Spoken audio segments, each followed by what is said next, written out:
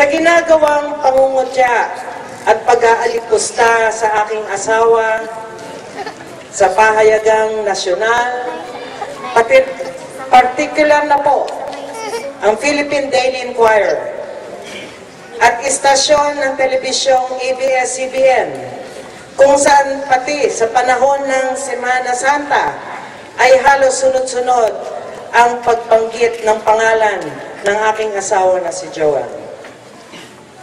Sa headline stories na pumihiyaw ng mga pasaring at walang basehang akusasyon. Ano yung bago? May dalawang sumabog na bomba po, isa sa bayan ng El Nido, ang isa naman po sa lungsod ng Puerto Princesa. At ang sabi yan po ay nangyari nitong nakaraan na araw lang, nung Huwebes o nung Biyernes. Ang sabi daw, si Joel na naman daw ang nasa likuran nito. Hindi na nga makita ang tao. Ngayon, siya pa rin ang may kasalanan.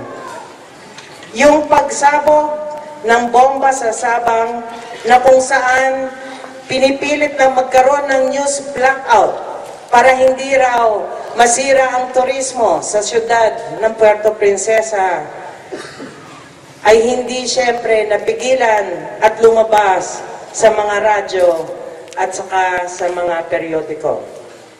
Muli, ang binibintang na naman ay si Joel ulit. Yung pala, ang totoo ay may sumabog lang na lighter. Alam nyo naman na ang lighter, pag mainit, sumasabog. Yun ang sabi. Kailangan kong manatiling matatag upang hindi mawalan ng pag-asa ang aking pamilya at lalong-lalo na po upang hindi mawalan ng pag-asa kayong aking mga minamahal na mga kababayan.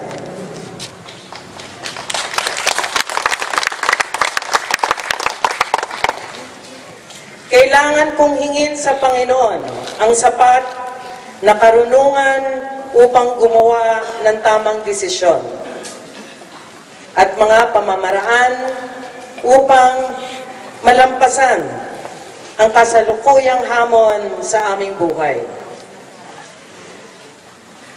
Kaya't lubos akong nagpapasalamat sa ibinibigay ninyong suporta, sa mga testimony ninyo ng mga bata, ng mga scholar kanina, ng mga ating senior citizens, sa ating mga opisyales, sa ating mga empleyado, mga kababata ng aking asawa at ni Mayor Marjo, sapagkat yan ang nagiging dahilan kung bakit lumalakas ang aking loob.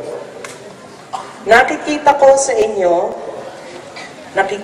sa inyong mga pananalita na talaga ang puso at pagmamahal ninyo sa magkapatid na si Joel at si Marjo ay talagang hindi basta-basta nilang pwedeng burahin sa lalawigan ng Palawan.